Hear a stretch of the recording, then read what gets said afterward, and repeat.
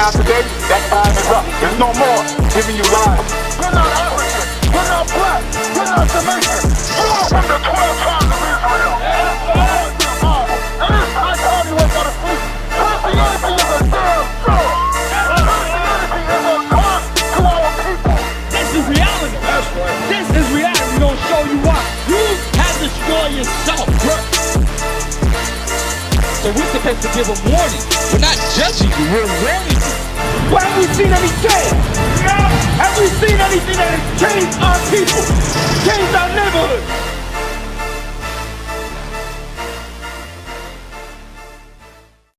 Go to Sirach chapter 4 verse 17. Sirach chapter 4 verse 17. For at the first she will walk with him by crooked ways. Oh, go to verse 11. Verse 11. Wisdom. What? Wisdom. Who's the wisdom of God we just read, Shalimar? Who is it? Yahweh Shai. Right. Christ. Whatever you want to call him. Till he give us his real name. Christ. Yahweh Shai is the wisdom of God. Verse 17. Verse 17. For the first, she will walk with him. Christ said, I'm going to walk with you. I'm the one that called you. I'm going to walk with you. I know that you're in the midst of fornication. I know that you like smoking weed. I know you like cigarettes. I know you like sagging your pants. I know all that stuff. I called you for a reason because I understand the spirit that's in you because I created you. I know what's inside of you. So I'm going to walk with you in those crooked ways. Read on. By crooked ways and bring fear and dread upon him. I'm going to be that one talking to you in your mind. That's me. Telling you right from wrong. Right. That's me ordering your steps, telling you where to go. Right. I'm going to tell you to come out here at 11 o'clock at night in this windy ass West Palm and stand before here. That's me telling you to do that. Right. Read on. And torment him. And I'm going to torment you because, you know what? I got to try you. I got to prove you. I got to see if you're worthy. Because God, Christ ain't going to come into you and give you knowledge and understanding of this word so you can go be a nigga with it. Right. Because you know what'll happen? You'll take scriptures like some Negroes do. Oh, Solomon had multiple wives? Come on, baby. Come on, I'm trying to get a Judite wife. I'm trying to get an Ephraimite wife and Manasseh wife. Oh, 2 or 3 of them. God ain't going to give you that wisdom, James, because you abuse it. Right. And you'll turn into more of a nigga. So he got to try you to see if you go keep them laws. Read on. And torment him with her discipline. He's going to torment you with discipline. You know how he's going to torment you? He's going to cause you to stand in front of the prophets and get the correct understanding of his discipline.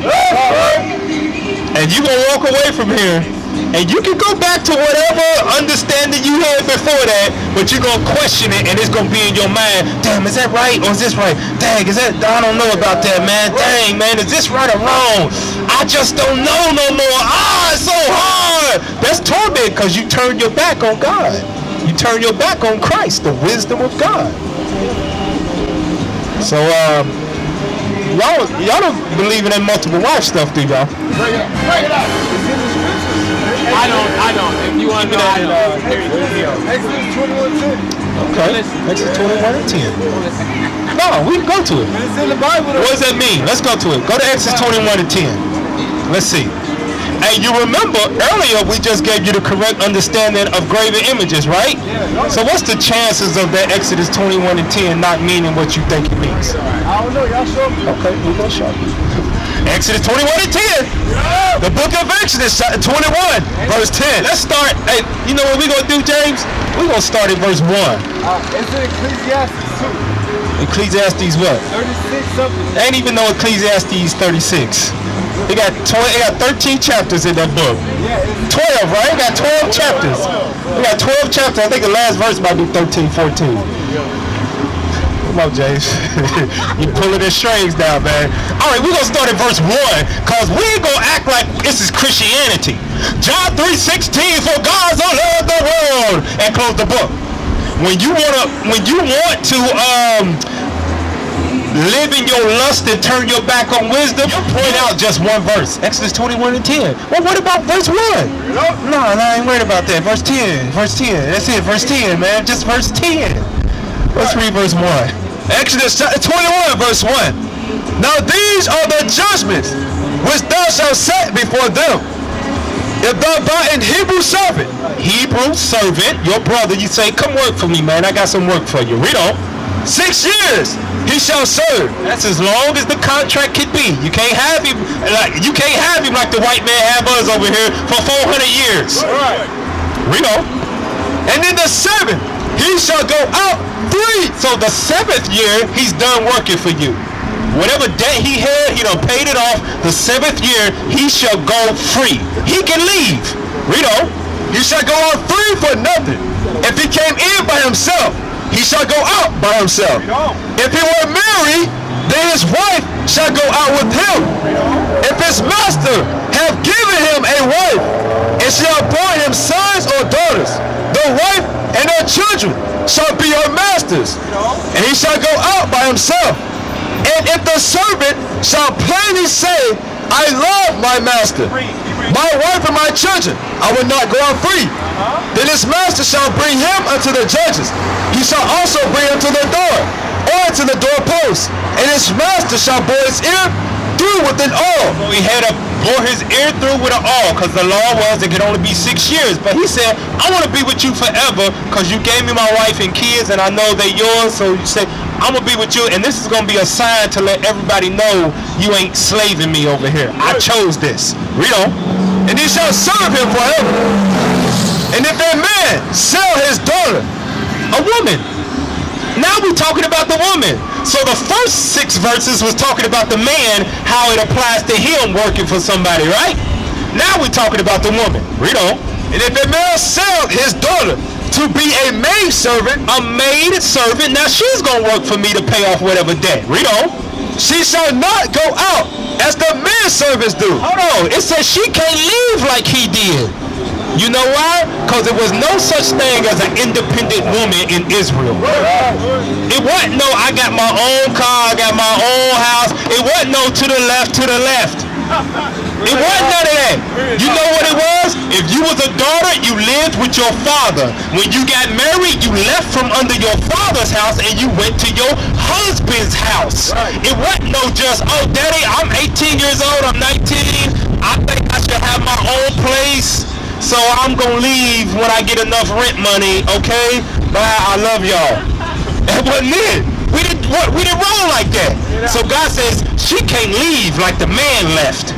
No, if she leave, she's going back to where she came from if she don't have a husband. We're going to read on though. Read. If she please not her master, who have betrothed her to himself. Now that he done got under contract this Hebrew servant woman, and he said, man, I like her. You know what, I think I want to marry you. Let it be known that me and her are planning on getting married. She's off the market. Don't none of y'all Negroes out here be flirting with her when y'all see her. Just like Negroes do today. They don't care if you're married or not. Read on. Then shall he let her be redeemed, to sell her unto a strange nation. Read it again. If she please not her master, who have betrothed her to himself, then shall he let her be redeemed. So it said, then she shall be redeemed. Redeemed meaning she's going back to where she's coming from. And you just can't have her there, man. I don't like her. Let me give her to somebody else of some other nation. Let me make her work for an Edomite. Make her work for an Ishmaelite. Let her work for Moab. Let her work for them. God said, no, nigga, you ain't doing that. That's my daughter.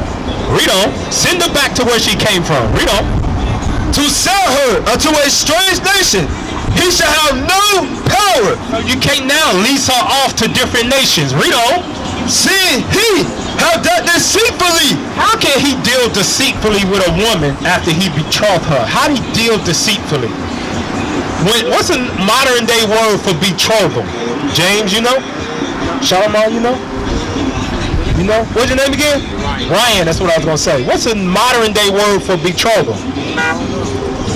When a man and a woman are betrothed, it's called engagement. You know how I can deal deceitfully with a woman? I gotta be with her. Hey, baby, I wanna marry you. Let's get married. Okay, so technically now we engaged. And then I say, nah, I don't want you no more. Did she plan on me telling her that?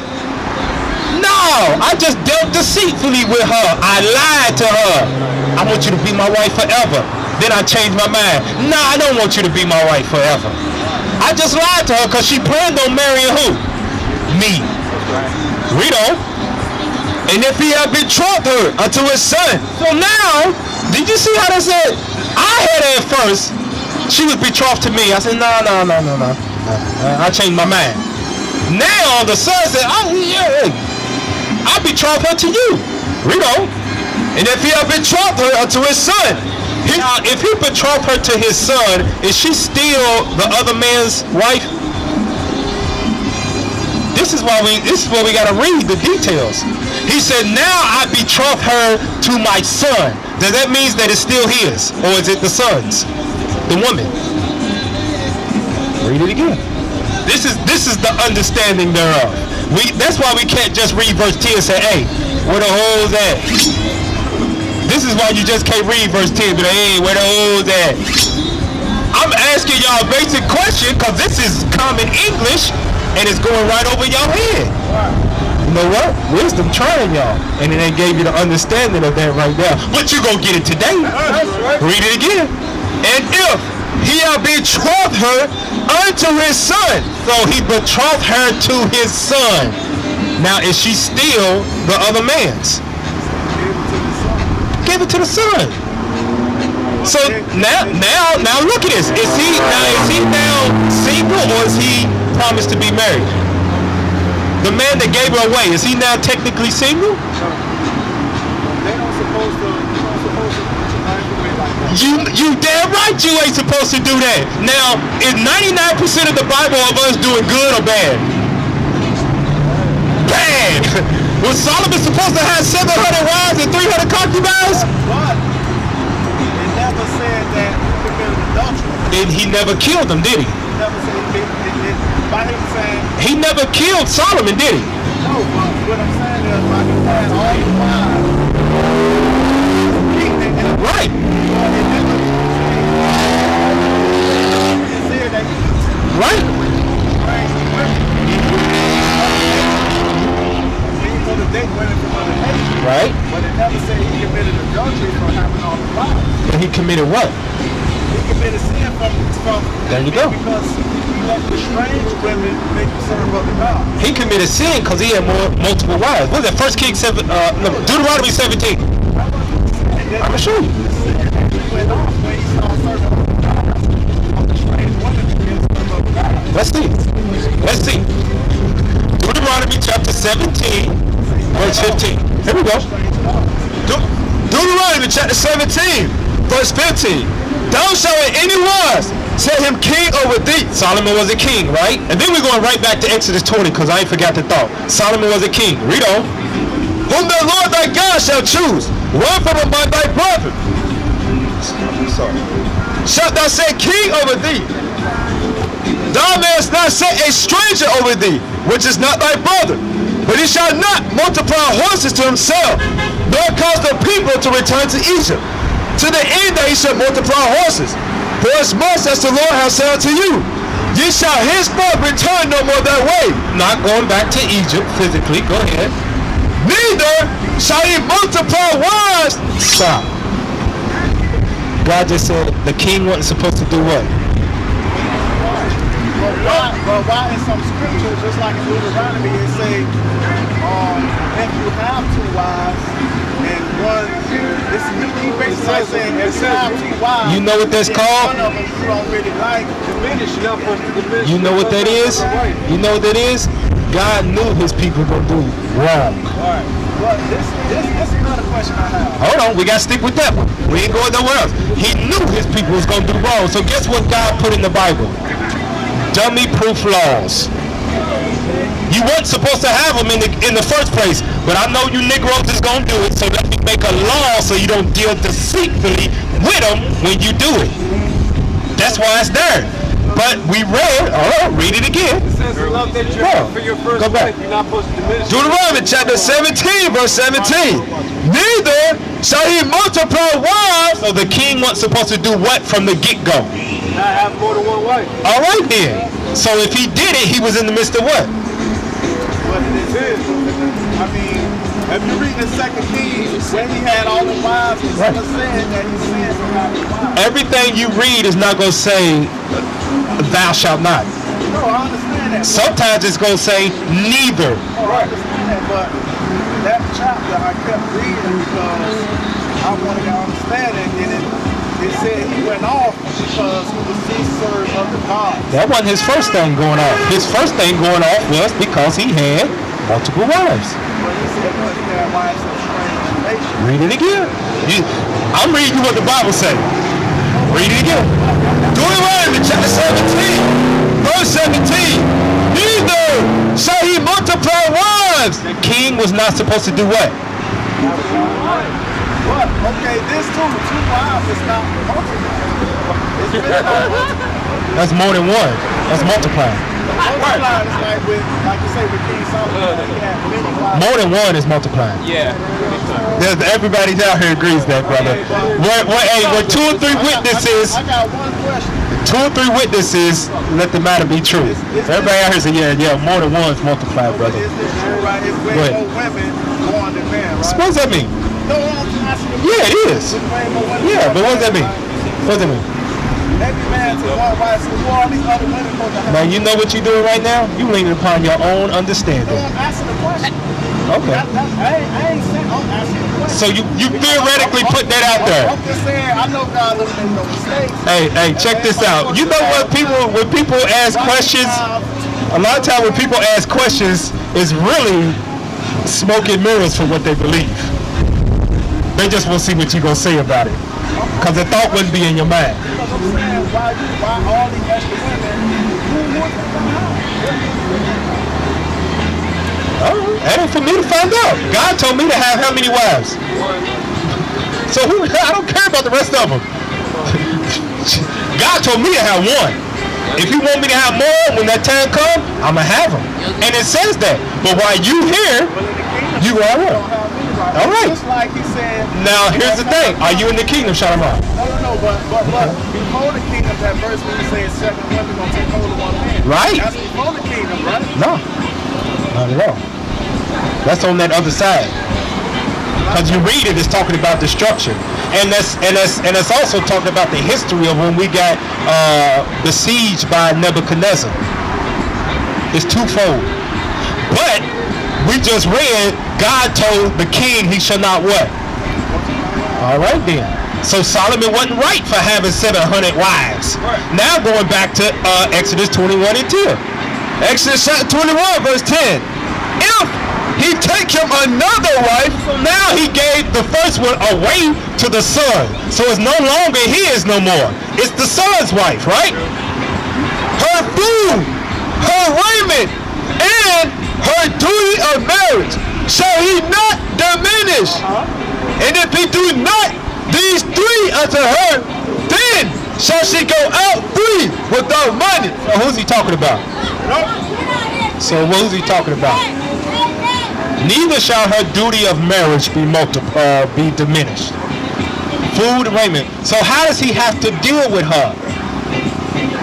That's the thing. How does he have to deal with her? What does a father do to a daughter? How does he have to deal with her? What does he got to provide for her? James, you on? You gotta give her a house, but after once she leaves the house, you gotta give her away. No, not quite. Shut him off. You got kids? That's the question. Yeah, I got the What does a father do for a daughter? And how does he deal with her? What does he provide for her?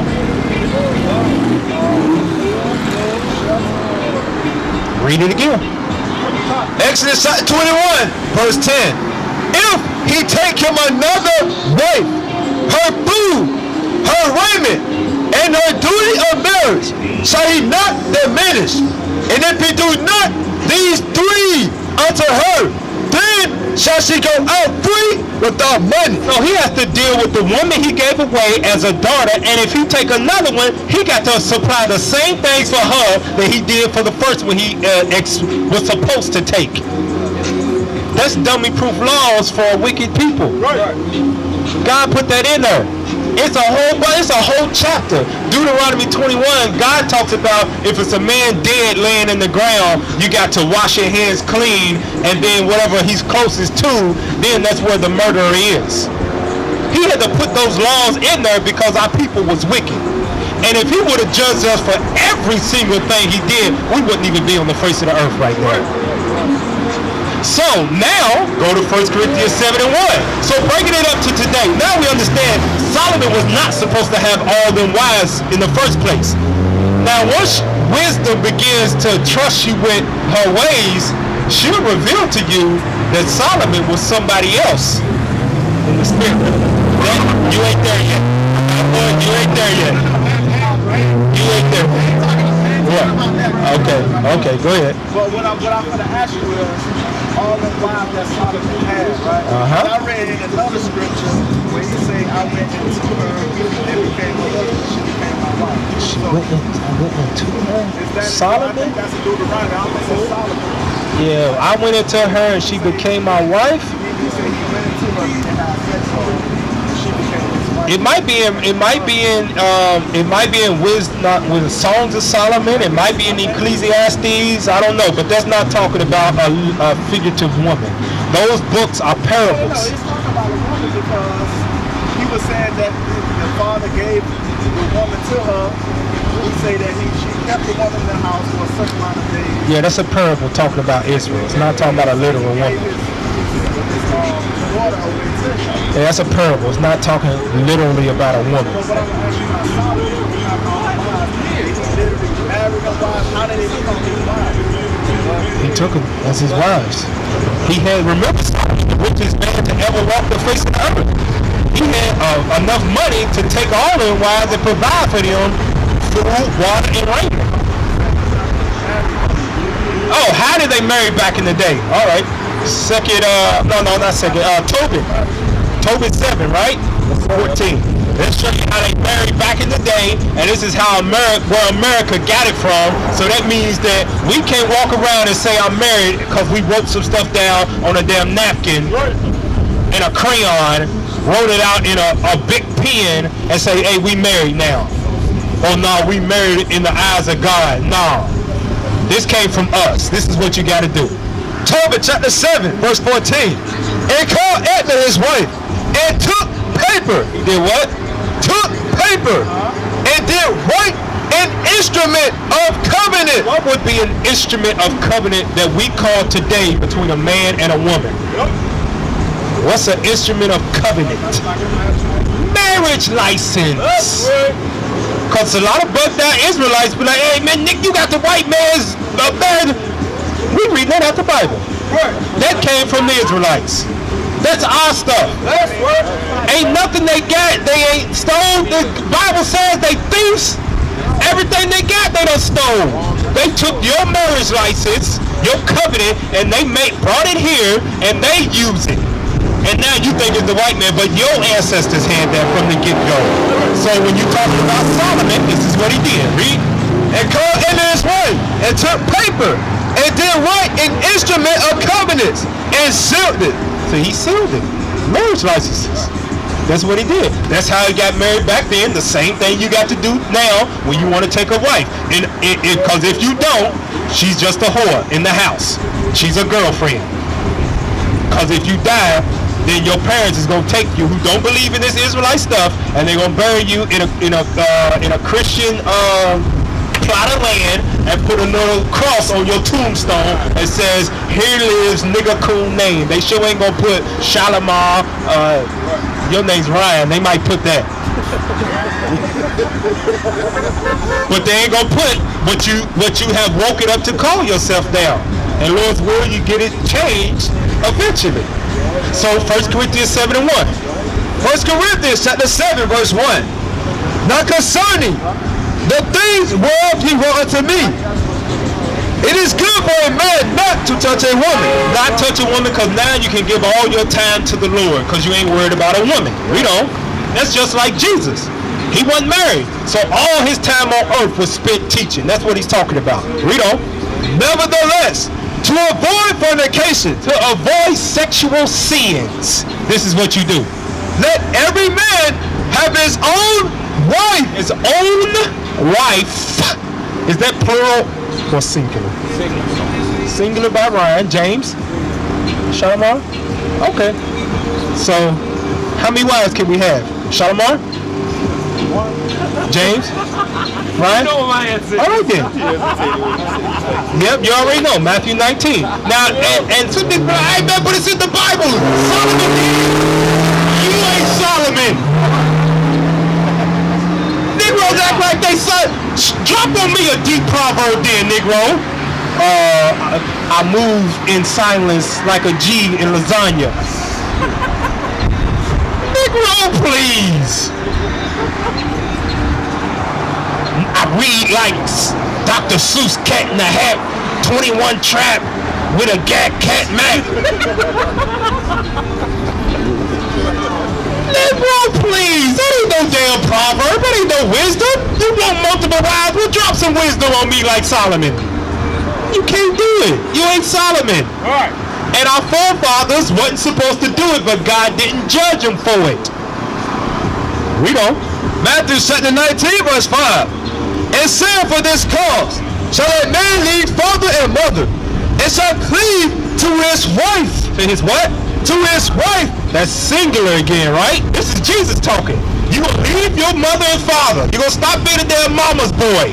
Living in the house, waiting on her to cook for you, wash your clothes, wake you up in the morning. Get your own place where you get your wife. Read. And they twain shall be one flesh. Twain is another word that means two. He didn't say three. Christ didn't say four. He didn't say five come together. Yeah, you're right. That's He said two be one. Give me the one, here ye hear Matthew 17. That shit makes sense. Matthew chapter 17, right here. Let's start at verse 4 and 5. Matthew chapter 17 verse 4.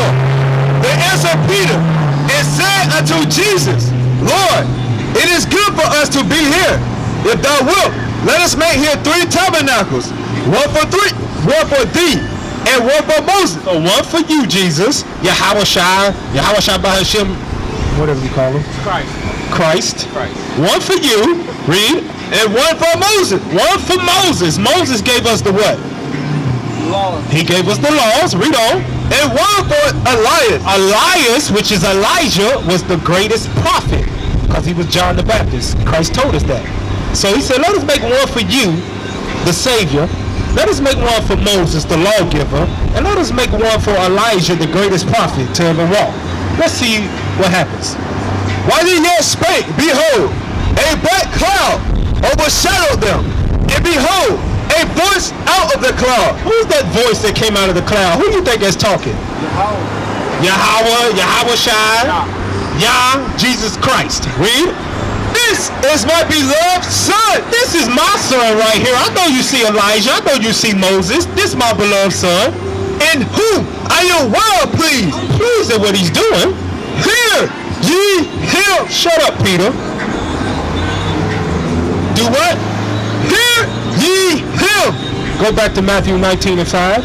God said, hear what he got to say.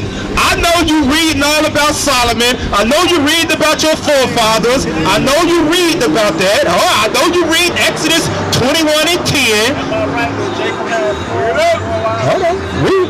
Matthew chapter 19 verse 5. And said, for this cause shall a man leave father and mother, and they shall cleave to his wife, and they twain shall be one flesh. God said, hear what my son got to say. Right. You can only have one wife. That's right. I don't care what Solomon done, because there's one greater than Solomon here. That's right. So you can put, so you can, you when it comes to what I look for, so what if our forefathers did, Guess who trumps all that? He had them, but who trumps all of that? That's your answer. So it ain't a scripture on earth that a Negro can pull to justify multiple wives, especially in this day and age when God said, "Hear my son, shut up, do what he said." And he said 2 gotta be one flesh, not 3, not 4 like your forefather Jacob, not 700 like Solomon, not 2 like what's his name in Samuel, in the book of Samuel, is his father Elias something, I can't think of it. Eli. You can't have 2 like him. No.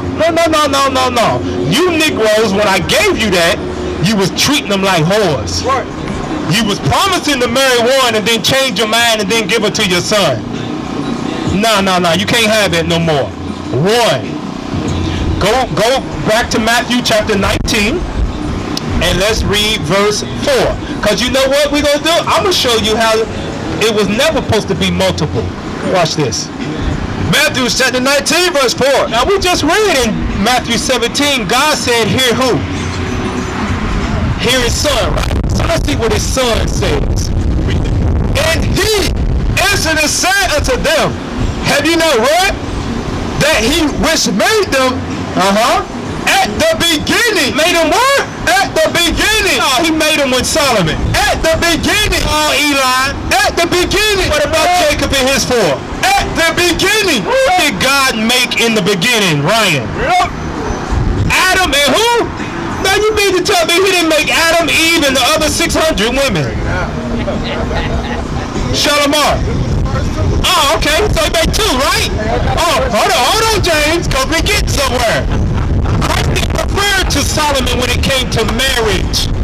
He referred to the beginning. Let's see what God did in the beginning. Read. Have you not read that he which made them at the beginning made them male and female, Adam and Eve, and said, for this cause shall a man leave father and mother. and he starts talking about marriage. Why would Jesus Christ go back to Adam and then start talking about marriage? Because from the beginning you was only supposed to have how many wives? That's right. Solomon wasn't right with what he did. Shalom. This is Bishop Nathaniel of Israel United in Christ. Please subscribe to our YouTube channels. Stay up to date with our latest events, music, and classroom lessons.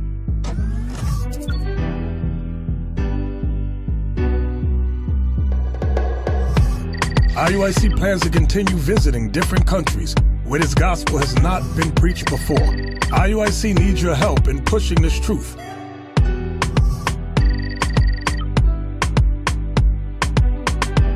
So join us, subscribe to our Instagram, Facebook, Twitter, and podcasts, and stay up to date with us.